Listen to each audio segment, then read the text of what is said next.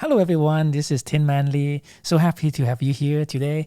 I'm going to talk about a very important concept called exposed to the right. And it is one of the most important concepts in birds and wildlife photography and also one of the most mistaken ideas. So today I hope to explain to you what it is and why it is important, and most importantly how you can apply to it in your photos. So I'm going to share with you 5 tips about exposed to the right. So number one is about noise. So imagine when you go out into the field and you took a photo, and when you got home you find out that it is a little bit underexposed. So let me give you an example right here. So this is a short-eared owl, and as you can see the photo is underexposed, and a lot of the beginning bird photographers, they usually would go to Lightroom, to the sliders, and then they either will increase the exposure or increase the shadow. And what shadow here means is just the darker part of the image. Highlight is the brighter part of the image.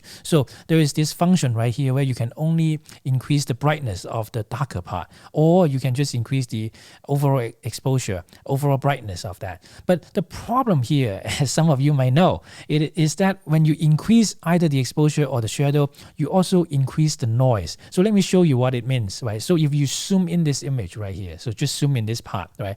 So this is obviously too dark, so you increase the exposure and see, so you actually see more details in here. However, at the same time, you see a lot of noise, right? And then if you further increase the shadow here, the noise is just going crazy right here, right? So let me just zoom in for you, right? Look at all these grains, right? And then also the eyes, right? You're losing all the details in here. So that's the problem.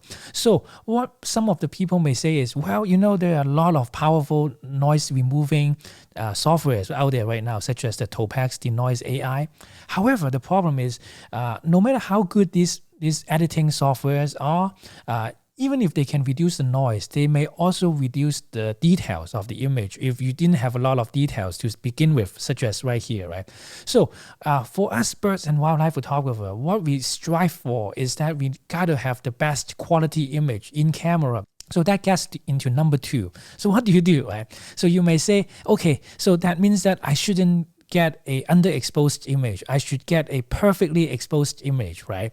So you said if the image begins like that, I will get a lot more details.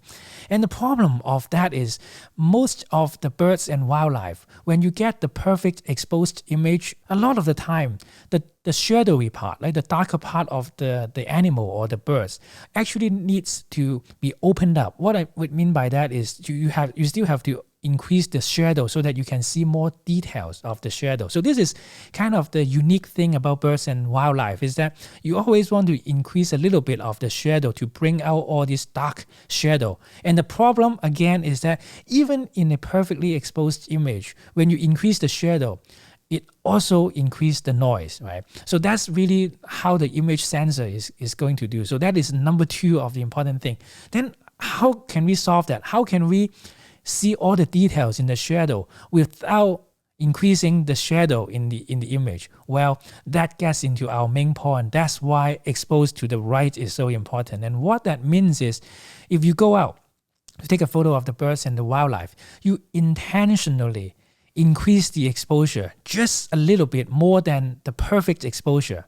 And in that way, basically the shadowy part is a little bit brighter than what it should be, and also the brighter part is also what it is. In that way, the image will have minimum noise. So that is perfect, right? So a lot of the people would just go out and then they'll be like, yes, that's all I need, right? I just need to overexpose the image, and then the image will have all the details in the shadowy area without any noise. Well, that is wrong. People forget that there is also one last step when you go into, after you get the overexposed image. Well, usually what I do is I overexpose the image about 0.7 or 2/3 of a stop in the image, because most of the camera sensors, camera settings, all this evaluative metering, matrix metering, they are quite conservative, meaning that the image is not really optimized for noise, but then they want to make sure that there is no blinkies, which I'll explain later. But anyways, now that you get an image that is a little bit overexposed, what do you do? So let me show you an example right here. So this is an image of the same place, short-eared owl, but this time I overexposed a little bit. So the image is actually brighter than what it actually looks like. And if you can see in the histogram, you see on this edge, it is really pushing to the limit right here.